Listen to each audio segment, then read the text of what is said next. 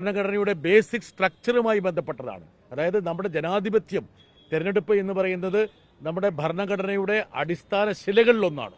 അടിസ്ഥാന ശിലയെ ബാധിക്കുന്ന ഒരു വിഷയത്തിന് സ്വാഭാവികമായിട്ടും നിയമപരമായിട്ടുള്ള നടപടികളുണ്ട്.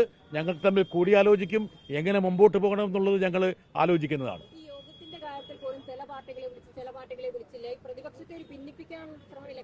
യഥാർത്ഥത്തിൽ തെരഞ്ഞെടുപ്പ് കമ്മീഷൻ പുതിയ പുതിയ നിബന്ധനകൾ വെക്കുകയാണ്. ഇന്ന് തന്നെ ഞങ്ങളെ കണ്ടപ്പോൾ പാർട്ടിയുടെ പ്രസിഡന്റുമാർ വരണം, ജനറൽ സെക്രട്ടറിമാർ വരണം എന്നൊക്കെ രീതിയിൽ ഇതുവരെ ഇല്ലാത്ത, അതുപോലെ ഒരു പാർട്ടിയിൽ നിന്ന് 2 പേര് മാത്രമേ വരാൻ പാടുള്ളൂ, അങ്ങനെയുള്ള പുതിയ നിബന്ധനകൾ വെച്ചിരിക്കുകയാണ്.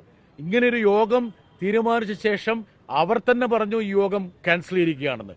അതുപോലുള്ള വാർത്തകളാണ് അവർ പത്രങ്ങളിൽ പ്ലാൻ ചെയ്തിരിക്കുന്നത്. ഒരു കാര്യം വളരെ വ്യക്തമാണ്, ബീഹാറിലെ തെരഞ്ഞെടുപ്പ് സുതാര്യതയോടുകൂടി നടപ്പിലാക്കാൻ വേണ്ടിയുള്ള ആഗ്രഹം തെരഞ്ഞെടുപ്പ് കമ്മീഷനില്ല.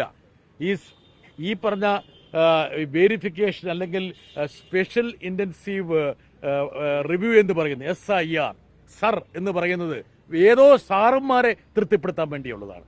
ഈ സെറിന് മുകളിൽ വേറെ ഏതോ സാറന്മാരുണ്ട്. അത് തെരഞ്ഞെടുപ്പ് കമ്മീഷനിലല്ല, മറ്റെവിടെയോ ആണ് ആ സാറന്മാർ ഇരിക്കുന്നുള്ള കാര്യത്തിൽ തർക്കമില്ല.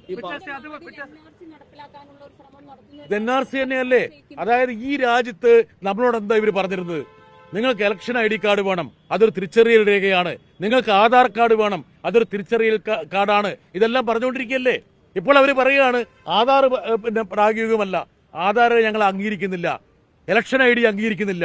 അപ്പൊ എന്താണ് ഇവർ അംഗീകരിക്കുന്നത്? ബീഹാറിൽ വെള്ളപ്പൊക്കം വരുമ്പോൾ ആൾക്കാർ അവിടെ നിന്ന് ഇറങ്ങി ഓടും. എത്ര നല്ല വീടുള്ള എത്ര പേരുണ്ട് ബീഹാറിൽ? അവരുടെ എല്ലാ സർട്ടിഫിക്കറ്റുകളും അവർ സൂക്ഷിച്ചു വെക്കുന്നുണ്ടോ?